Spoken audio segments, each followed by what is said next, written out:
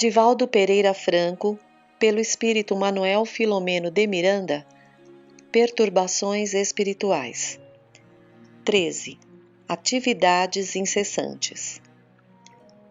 Quando se compreender que o centro espírita é um reduto dedicado à paz e um santuário para a comunhão com Deus, embora a ausência de símbolos e quaisquer outros sinais exteriores habituais nos institutos religiosos, maior respeito e devotamento serão dedicados aos labores que nele têm lugar.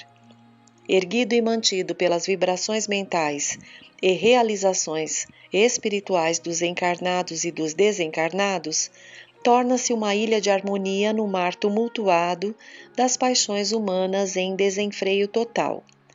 Atividades incessantes nele têm lugar, desde aquelas de natureza transcendental, com os espíritos em aflição, que são acolhidos e recebem o pábulo da esperança envolto na caridade, até os socorros aos viandantes carnais que se encontram desarvorados. Ainda muito conhecida, ainda muito desconhecida, a doutrina espírita é luz na treva da ignorância, proporcionando discernimento em torno dos objetivos essenciais da existência física e do intercâmbio que existe, mesmo inconsciente, entre os dois planos da vida. Invadida pela perversidade de espíritos vulgares, aquele em que nos hospedávamos não deixava de ser a oficina de bênçãos para as quais havia sido erguido. O transe aflitivo que experimentava era resultado da invigilância de alguns dos seus membros, ainda vencidos pela inferioridade moral, que não conseguiram superar, porém em franco processo de reabilitação. O nosso trabalho não tinha outro objetivo senão o de orientar os inimigos do Cristo, que se permitiam as agressões, não apenas contra aquele hospital de almas, mas tudo quanto significava ordem e progresso, ética e moral, disposições saudáveis para a fraternidade e a paz. A abnegação de nobres mensageiros da luz, à semelhança do irmão Elvídio e sua equipe, assim como de médiuns e trabalhadores sinceros quão dedicados, constituíam os alicerces de segurança sobre os quais o bem se encontrava edificado. A transitória perturbação logo mais cederia lugar ao equilíbrio, caso aqueles que se fizeram responsáveis despertassem para a realidade transcendente, submetendo-se às sublimes determinações do alto, na síntese do pensamento kardeciano: fora da caridade não há salvação. A caridade, no entanto, no seu sentido mais profundo, esparzindo bênçãos em todas as direções, braços abertos ao acolhimento dos infelizes e à sua posterior iluminação. O dia transcorria abençoado pela aprendizagem contínua ante as ocorrências que chegavam à sociedade, pois que o amor dispõe de um arsenal imenso de manifestações e está sempre vigilante para agir com sabedoria. Preparávamo-nos para visitar uma nobre entidade espírita, no momento sob os acúlios de perturbação interna, inspirada pelos declarados inimigos do Cordeiro de Deus, quando fomos surpreendidos por peculiar acontecimento.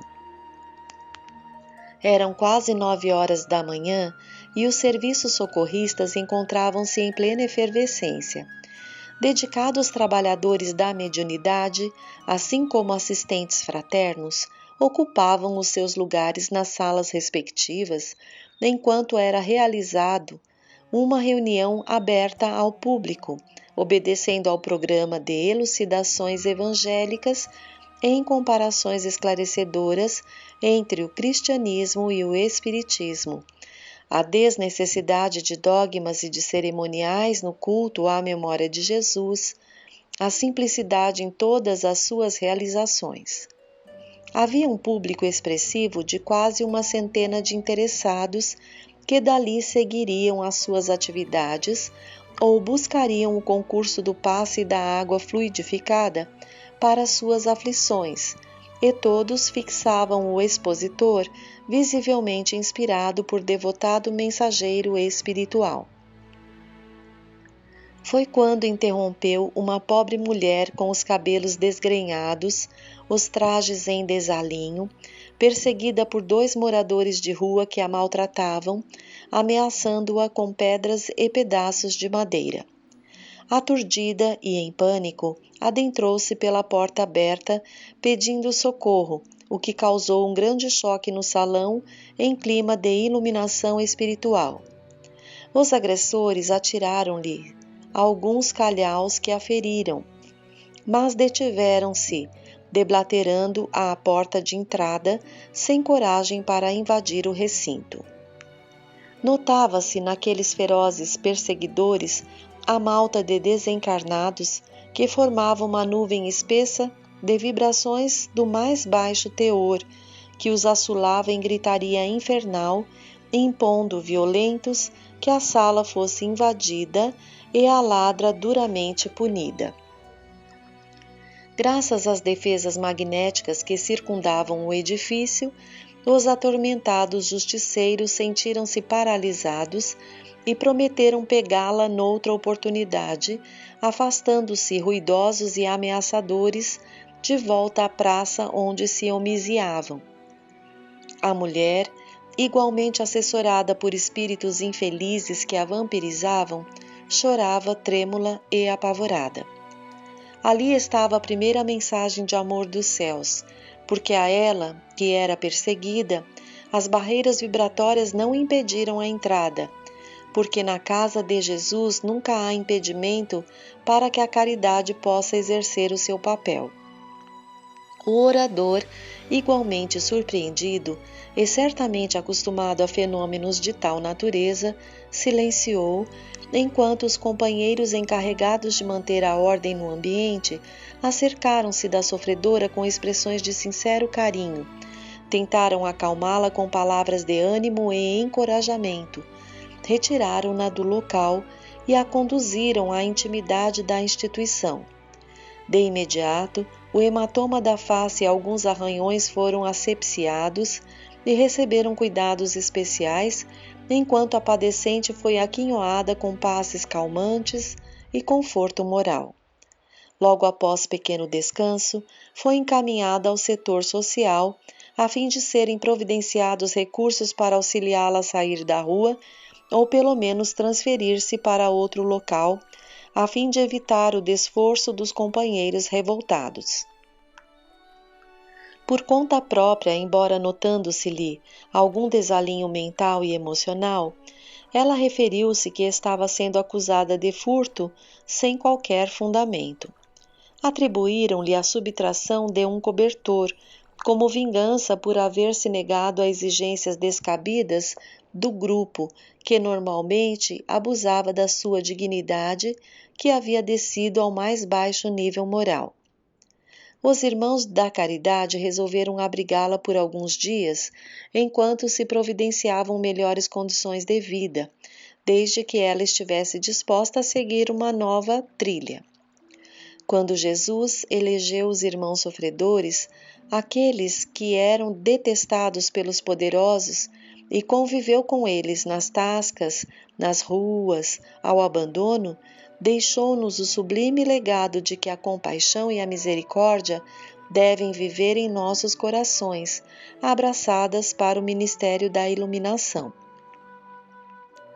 O Centro Espírita não pode descurar-se do atendimento a esses filhos do Calvário, que foram empurrados para as situações mais dolorosas do caminho, onde deambulam sob as pressões da miséria econômica, socioeconômica e moral, e padecendo não poucas vezes as injunções de transtornos obsessivos indescritíveis.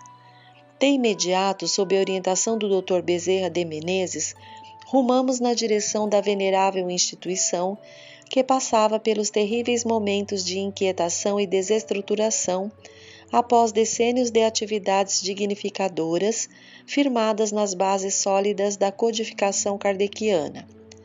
Havia crescido muito e, para poder ser conduzida com eficiência, lentamente foi quase transformada numa empresa moderna com os requisitos exigíveis pela tecnologia avançada. Especialistas de comunicação e de desenvolvimento foram contratados, e tudo se desenvolvia dentro dos padrões das entidades que objetivam lucro e devem competir no comércio das negociações.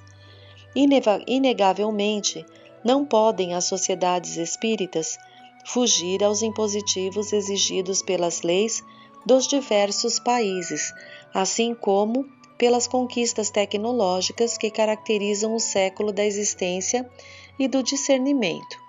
Entretanto, não podem ser consideradas como entidades de lucro fácil, de aplicação de recursos nos jogos das bolsas, nas negociações bancárias, o que termina em transformar-se, perdendo o calor da fraternidade e do saudável contributo do voluntariado da caridade fraternal, dando lugar à presença de funcionários frios e indiferentes aos significados espirituais da casa, interessados somente em constantes aumentos de salário e posições de relevo para maiores ganhos.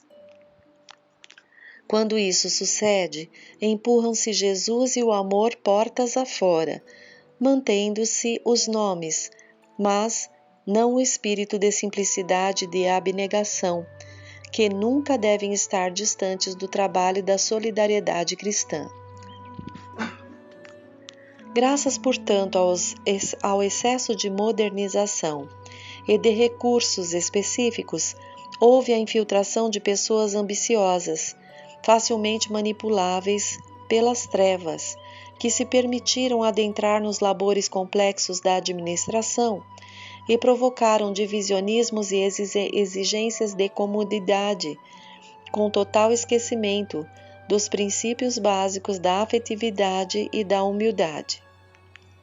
A situação agravara-se de tal forma que estavam ameaçadas as estruturas espirituais do formoso trabalho, agora entre ofensores uns dos outros, interessados em destruí-los, desmoralizá-los, sob o falso pretexto de zelo doutrinário.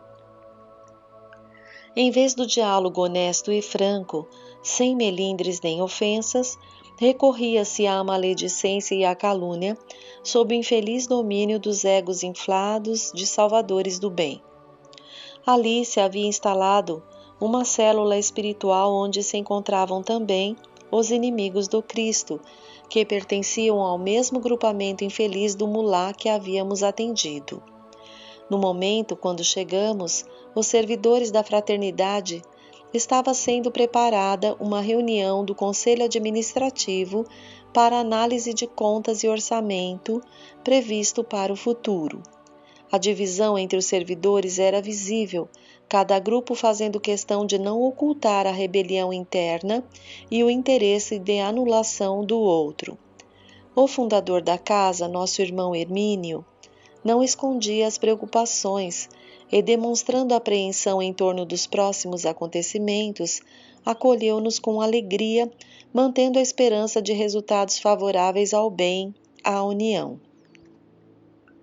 Alguns dos presentes não conseguiram desembaraçar-se dos fluidos morbosos dos inimigos desencarnados que, ultimamente, inspiravam as discussões que sempre resultavam em maior soma de descontentamento.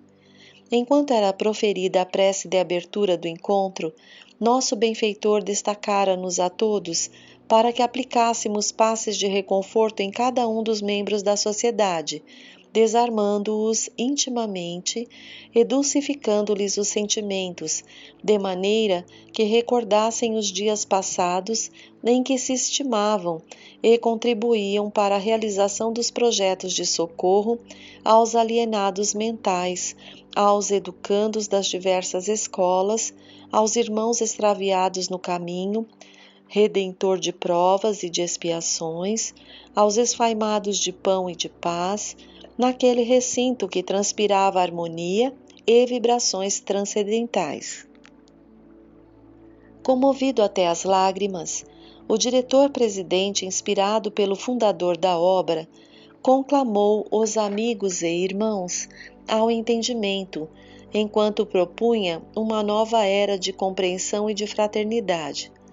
Todos ali estavam por amor à doutrina e anelavam por um mundo melhor que deveria começar em cada coração.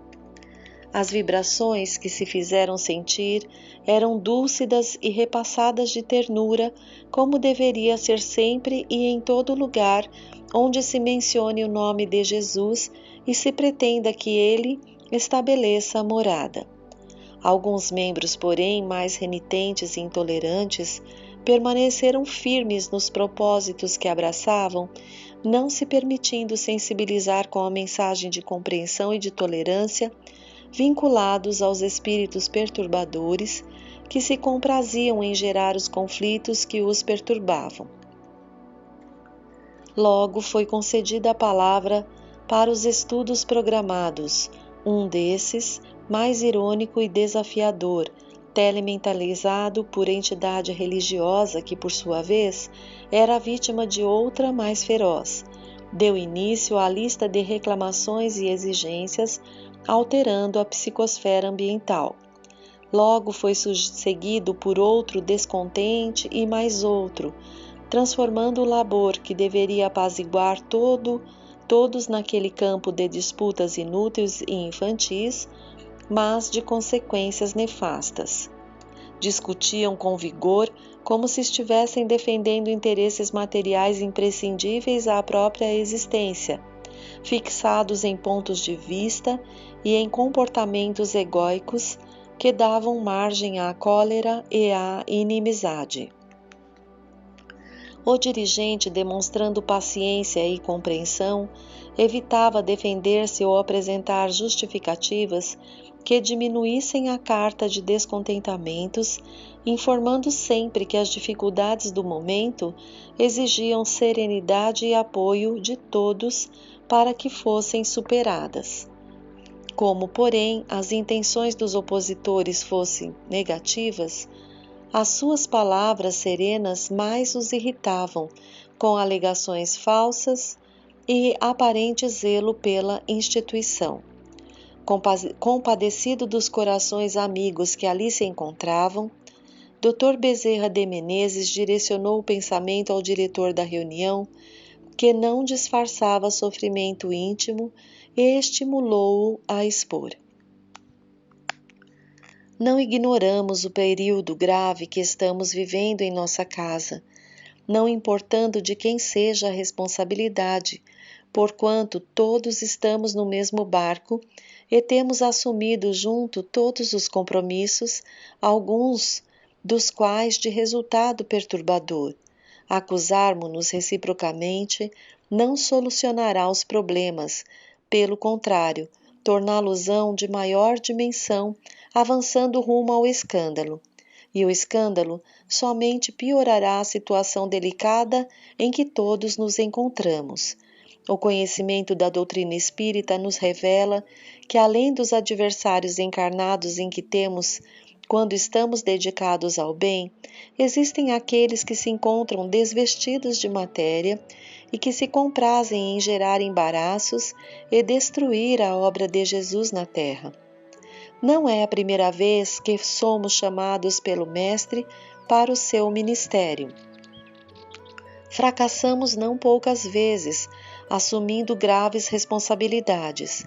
Esta é uma oportunidade rara, especial, em face do conhecimento da imortalidade e da reencarnação que nos norteia o passo. Necessitamos de unir-nos no esforço da fraternidade, a fim de, caminhando juntos, contribuirmos com os guias da humanidade em benefício da sociedade feliz da nova era. O apóstolo Paulo nos fala da urgência de continuarmos o trabalho, qual ele o fez, mesmo que nos encontremos com os joelhos desconjuntados. Nos dias apostólicos, por ocasião do grande encontro em Jerusalém, por volta do ano 49 da nossa era, a divisão dos companheiros era quase inevitável, especialmente entre os comportamentos de Pedro e de Paulo em relação à circuncisão dos gentios que desejavam abraçar o Evangelho.